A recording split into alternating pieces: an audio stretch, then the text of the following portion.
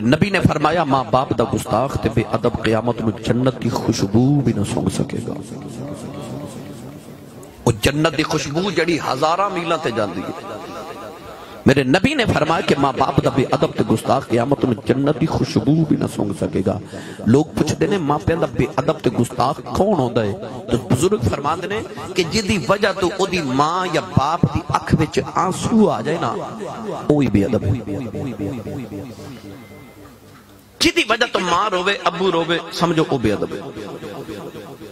لہذا کوشش کرے آجے کہ تہاڈی وجہ تو انہاں دی اکھ وچ کدھر اتھرو نہ آ جائے۔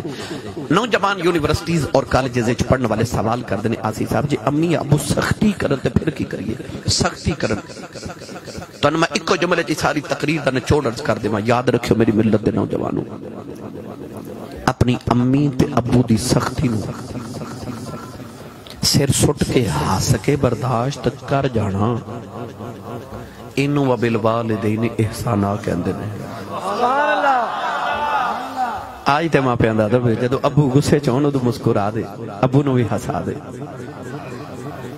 ابو جدو غصے چون اس ویلے نرم ہو جانا تے اکھنا بجھ جی میں تسی راضی ہو۔ آج تے ادب انہوں ہی تے وبالوالدین احسانا کہندے نے۔ تے جے ابو نے ڈانٹ دیتا تے تو اکھ کڈ کے اپنے ابو ول ویکھیا، پھر ادب کیڑے ویلے کیتا؟ آج تے ادب جدو او غصے چون ادو تو نرم ہو جا۔ اللہ فرماندا وَقُلْ لَهُمَا قَوْلًا كَرِيمًا، انہاں واسطے کریم بن جا۔